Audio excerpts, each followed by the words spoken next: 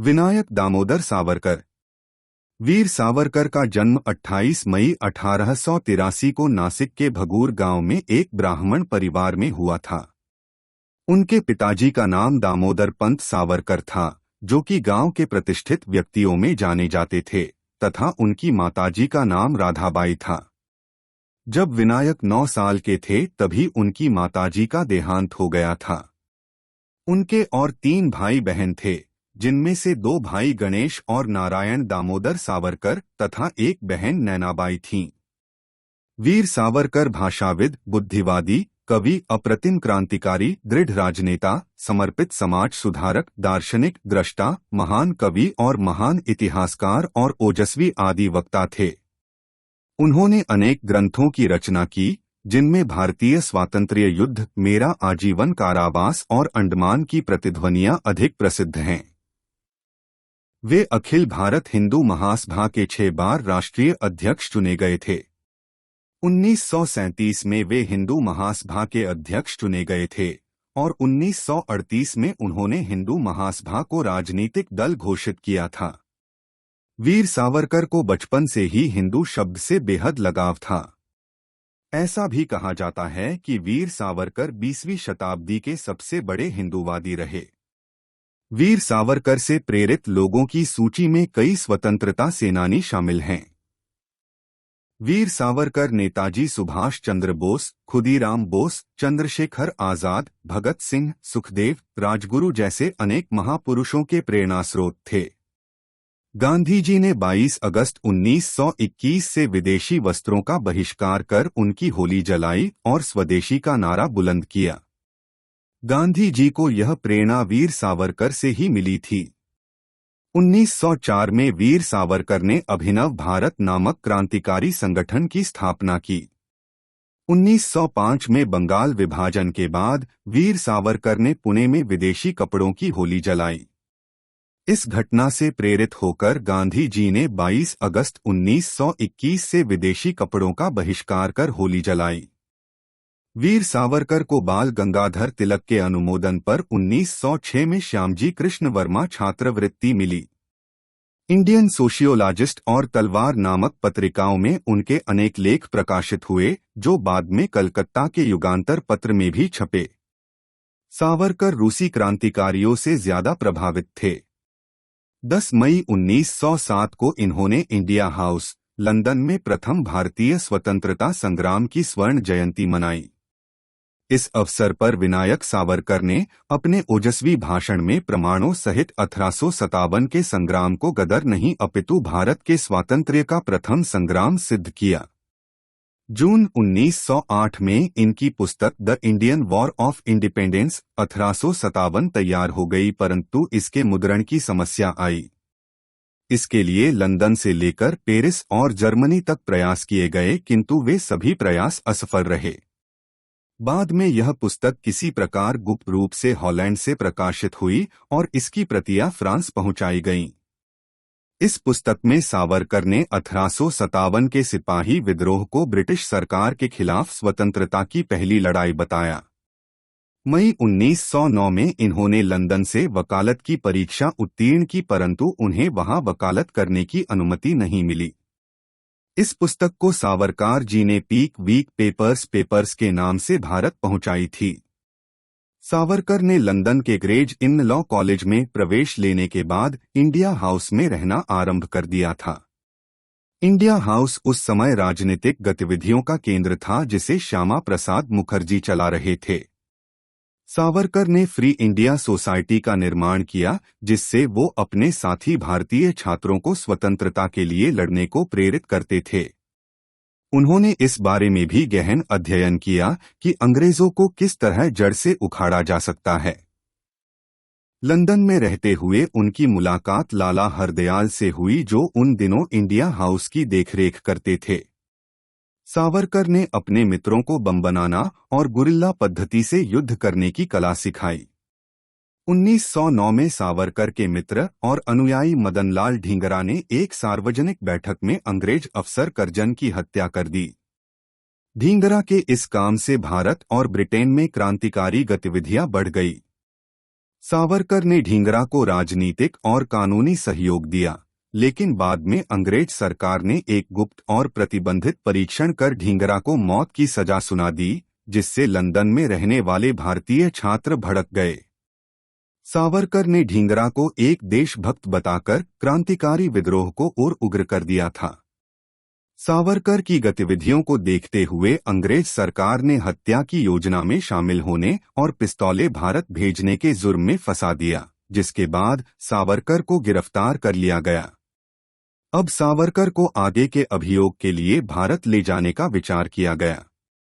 जब सावरकर को भारत जाने की खबर पता चली तो सावरकर ने अपने मित्र को जहाज से फ्रांस के रुकते वक्त भाग जाने की योजना पत्र में लिखी।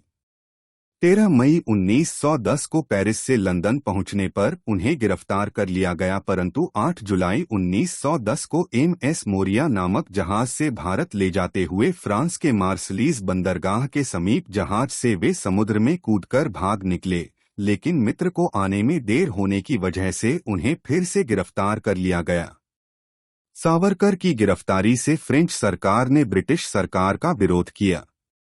24 दिसंबर 1910 को उन्हें आजीवन कारावास की सजा दी गई। इसके बाद 31 जनवरी 1911 को इन्हें दोबारा आजीवन कारावास दिया गया। इस प्रकार सावरकर को ब्रिटिश सरकार ने क्रांतिकारियों के लिए दो आजीवन कारावास की सजा दी, जो विश्व के इतिहास की पहली एवं अनोखी सजा थी। नासिक जिले के कलेक्टर जैक्सन की हत्या के लिए नासिक षड्यंत्र कांड के अंतर्गत इन्हें 7 अप्रैल 1911 को काला पानी की सजा पर सेलुलर जेल भेजा गया। उनके अनुसार यहां स्वतंत्रता सेनानियों को कड़ा परिश्रम करना पड़ता था। कैदियों को यहां नारियल छीलकर उसमें से तेल निकालना पड़ता था। साथ ही इन्हें यहां कोल्हू में बैल की तरह जुतकर सरसों व नारियल आदि का तेल निकालना होता था। इसके अलावा उन्हें जेल के साथ लगे व बाहर के जंगलों को साफ कर दलदली भूमि व पहाड़ी क्षेत्र को समतल भी करना होता था। रुकने पर उनको कड़ी सजा व बेंत व कोड़ों से पिटाई भी की जाती थी।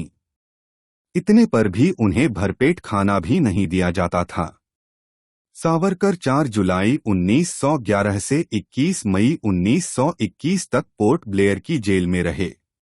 1920 में वल्लभ भाई पटेल और बाल गंगाधर तिलक के कहने पर ब्रिटिश कानून न तोड़ने और विद्रोह न करने की शर्त पर उनकी रिहाई हो गई। सावरकर जी जानते थे कि सालों जेल में रहने से बेहतर भूमिगत रह करके उन्हें काम करने का जितना मौका मिले उतना अच्छा है। उनकी सोच ये थी कि अगर वो जेल के बाहर रहेंगे तो वो जो करना चाहेंगे वो कर सकेंगे, जो कि अंडमान निकोबार की जेल से संभव नहीं था। 1921 में मुक्त होने पर वे स्वदेश लौटे और फिर 3 साल जेल भोगी।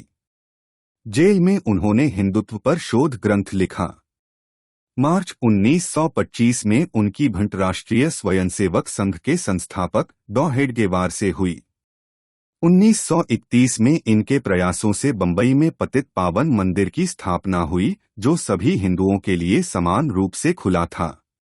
25 फरवरी 1931 को सावरकर ने बंबई प्रेसिडेंसी में हुए अस्पृश्यता उन्मूलन सम्मेलन की अध्यक्षता की। 13 दिसंबर 1937 को नागपुर की एक जनसभा में उन्होंने अलग पाकिस्तान के लिए चल रहे प्रयासों को असफल करने की प्रेरणा दी थी। 22 जून 1941 को उनकी भेंट नेताजी सुभाष चंद्र बोस से हुई। 9 अक्टूबर 1942 को भारत की स्वतंत्रता के निवेदन सहित उन्होंने चर्चिल को तार भेजकर सूचित किया। सावरकर जीवन भर अखंड भारत के पक्ष में रहे। स्वतंत्रता प्राप्ति के माध्यमों के बारे में गांधी और सावरकर का एकदम अलग दृष्टिकोण था।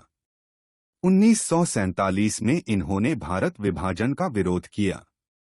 महात्मा रामचंद्र वीर नामक हिंदू महासभा के नेता एवं संत ने उनका समर्थन किया।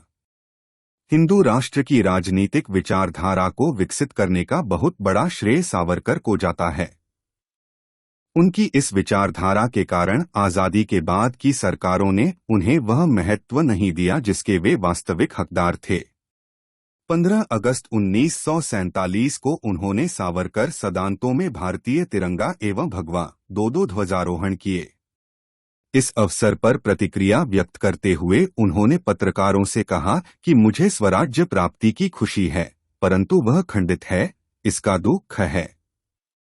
उन्होंने यह भी कहा कि राज्य की सीमाएं नदी तथा पहाड़ों या संधिपत्रों से निर्धारित नहीं होती, वे देश के नवयुवकों के शौर्य, धैर्य, त्याग एवं पराक्रम से निर्धारित होती हैं।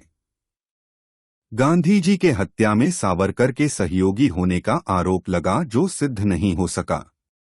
एक सच्चाई यह भी है कि महात्मा गांधी और सावरकर का परिचय बहुत पुराना था। सावरकर के व्यक्तित्व के कई पहलुओं से प्रभावित होने वालों और उन्हें वीर कहने और मानने वालों में गांधी भी थे। वीर सावरकर की सुप्रसिद्ध पंक्ति है कि मातृभूमि, तेरे चरणों में पहले ही मैं अपना मन अर्पित कर चुका हूं। देश सेवा ही ईश्वर सेवा है, यह मानकर मैंने तेरी सेवा के माध्यम से भगवान की सेवा की। सितंबर 1965 से उन्हें तेज ज्वर ने घेरा, जिसके बाद इनका स्वास्थ्य गिरने लगा। 1 फरवरी 1966 को उन्होंने मृत्यु पर्यंत उपवास करने का निर्णय लिया। 26 फरवरी 1966 को बंबई में भारतीय समयानुसार प्रातः 10 बजे उन्होंने पार्थिव शरीर छोड़कर परमधाम को प्रस्थान किया। उन्होंने मृत्यु पर्यंत उपवास करने का निर्णय लिया था, क्योंकि उनके अनुसार जब कोई व्यक्ति समाज के लिए उपयोगी न रह जाए तो जीवन त्याग देना मृत्यु की प्रतीक्षा करने से बेहतर है। भारत की स्वतंत्रता के लिए किए गए संघर्षों में वीर सावरकर का नाम बेहद महत्वपूर्ण रहा है।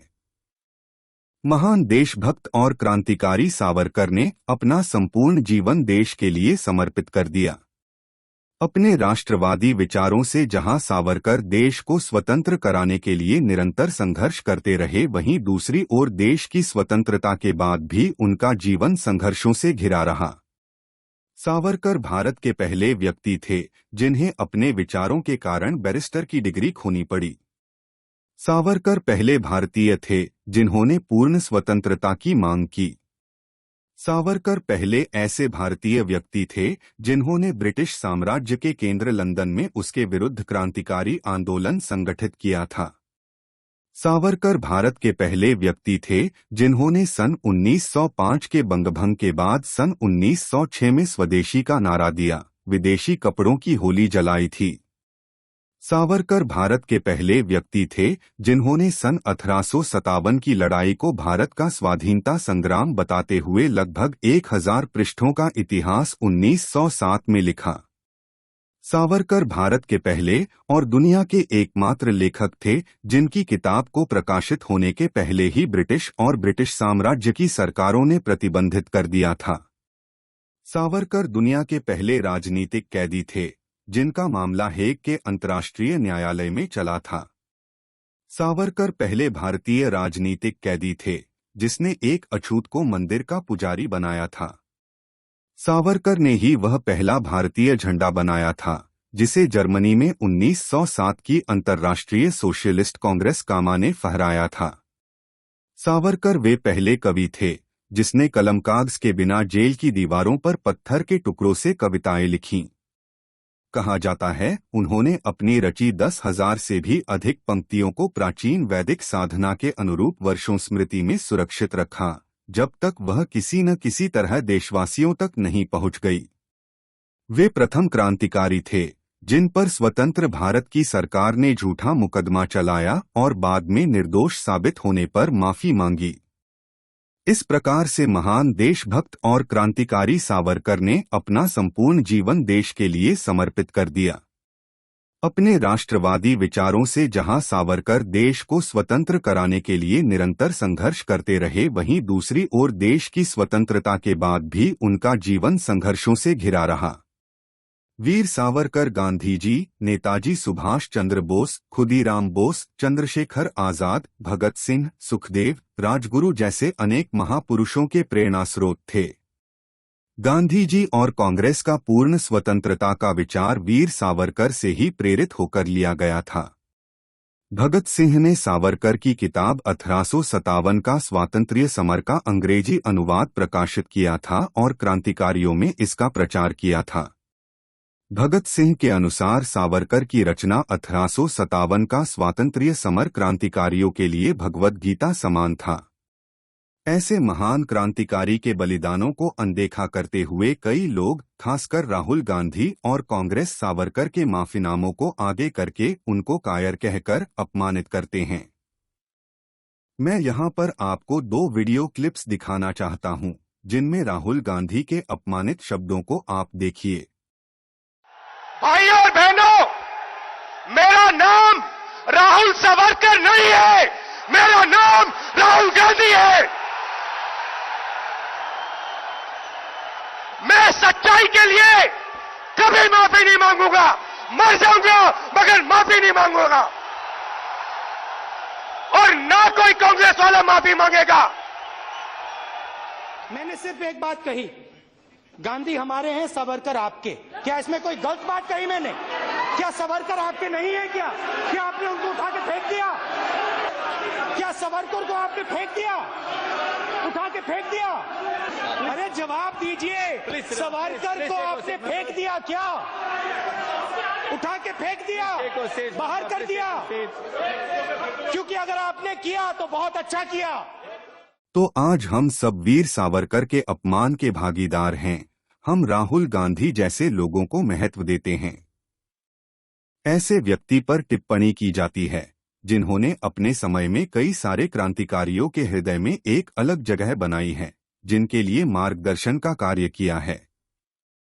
मुझे नहीं पता कि मुझे यह बोलना चाहिए कि नहीं, किंतु मैं फिर भी आपको बता देता हूँ। महाभारत के युद्ध में भगवान कृष्ण पांडवों के मार्गदर्शक बने थे, और हम सब जानते हैं कि अगर भगवान कृष्ण पांडवों का मार्गदर्शन नहीं करते तो संभवत पांडवों को विजयश्री नहीं मिली होती। मैं वीर सावरकर की तुलना भगवान कृष्ण से तो नहीं करूंगा, किंतु यह सही है कि आजादी में योगदान देने वाले अधिकांश क्रांतिकारियों के लिए वीर सावरकर एक मार्गदर्शक थे। ऐसे महान वीर सावरकर को राहुल गांधी और कांग्रेस अपमानित करते हैं। अपमानित करने के पीछे का कारण भी मैं आपको बता देता हूं। सावरकर 20वीं शताब्दी के सबसे बड़े हिंदूवादी रहे।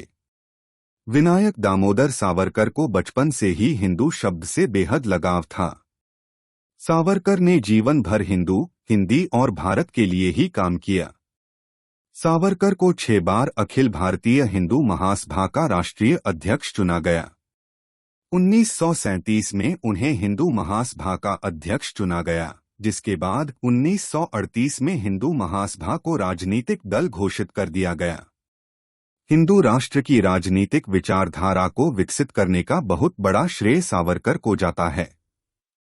आज के समय में यह विचारधारा भाजपा में दिखाई देती है, इसलिए राहुल गांधी और कांग्रेस भाजपा का विरोध करने में यह भी नहीं समझते कि वीर सावरकर को अपमानित करना सही नहीं है। वह भाजपा का विरोध करने में और वीर सावरकर को अपमानित करने में कोई अंतर नहीं समझते। कांग्रेस ने वीर सावरकर को भाजपा से इसलिए जोड़ दिया क्योंकि भाजपा ही एक ऐसा राजनीतिक दल है जो वीर सावरकर के विचारों को आज भी जिंदा रखे हुए है। अटल बिहारी वाजपेयी ने वीर सावरकर को भारत रत्न देने की भी मांग की थी, और हाल के प्रधानमंत्री नरेंद्र मोदी 2014 में पहली बार प्रधानमंत्री बने थे तो उन्होंने वीर सावरकर की समाधि पर नमन किया था। अब इसका निर्णय मैं आप पर छोड़ता हूं कि आप किन के साथ खड़े होना चाहते हैं, राहुल गांधी और कांग्रेस जैसे निर्लज्ज के साथ जो भारत के महान क्रांतिकारियों को अपमानित करते हैं, या फिर भाजपा के साथ जो वीर सावरकर के विचारों का सम्मान करते हैं। मेरे दृष्टिकोण से हमें राहुल गांधी और कांग्रेस का बहिष्कार करना चाहिए। बहिष्कार करो राहुल गांधी का, बहिष्कार करो कांग्रेस का, बहिष्कार करो इंडिया अलायंस का। आप भी मेरे साथ कांग्रेस मुक्त भारत में शामिल होकर इस देश से गंदगी साफ करने में हमारा साथ दें। वीडियो का अंत करने से पहले एक और बार, कांग्रेस मुक्त भारत। सबसे आखिर में, इस संपूर्ण वीडियो में मुझसे किसी व्यक्ति के नाम का उच्चारण करने में कोई गलती हुई है या किसी शब्द के उच्चारण में कोई गलती हुई है तो मैं आप सभी से क्षमा चाहता हूं। अहिंसा परमो धर्म, यह अर्ध सत्य है। अर्ध सत्य संपूर्ण असत्य से भी विनाशकारी है। पूर्ण सत्य है। अहिंसा परमो धर्म, धर्म हिंसा तथैव च।